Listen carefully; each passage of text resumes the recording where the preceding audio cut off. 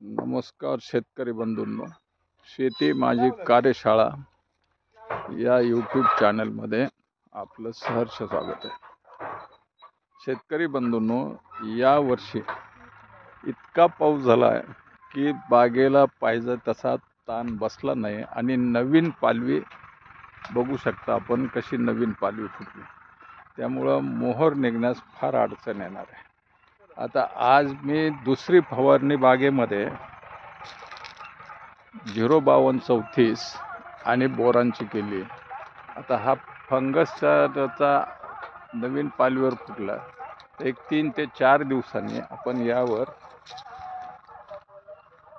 Chlorpyrifos आणि copper oxychloride ह्याची फवारणी घेणार आहोत, जेणेकरून नवीन पालवीवर आळ्याचा प्रादुर्भाव, किडीचा प्रादुर्भाव आणि फंगसचा प्रादुर्भाव होणार नाही, तो कंट्रोलमध्ये येईल। आणि 05234च्या आपण 2 फवारण्या याकरता घेतल्या कारण ही जी आलेली पालवी आहे ही लवकर मॅच्युअर झाली पाहिजे। बागेचं तणाचं नियोजन केलं आहे, पाण्याचा ताण आपण ऑक्टोबरपासून दिलेला आहे, खताचे 2 डोस ऑर्गॅनिकचे दिलेले आहेत।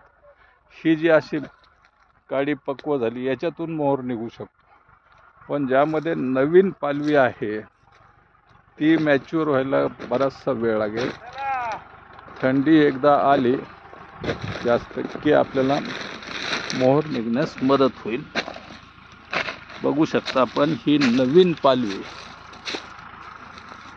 एवढी आलेली आहे की 5 नोव्हेंबरला यावर्षी पाऊस बंद झालेला आहे आणि तो उशिरा बंद झाल्यामुळं बागेला पाहिजे तसा ताण बसला नाही। आता ही जी झाडं आहेत यामधून नक्की मोहर निघू शकेल, परंतु जी नवीन पालवी आलेली आहे त्या पालवीला मॅच्युअर व्हायला किमान 1.5 महिना पाहिजे आणि ही पालवी मॅच्युअर होण्याकरता 05234चे आपण 2 डोस आत्तापर्यंत दिलेले आहेत आणि 3 ते 4 दिवसानंतर बुरशीनाशक क्लोरोपायरिफॉस आणि कॉपर ऑक्सिक्लोराइड ह्याची फवारणी करणार आहोत।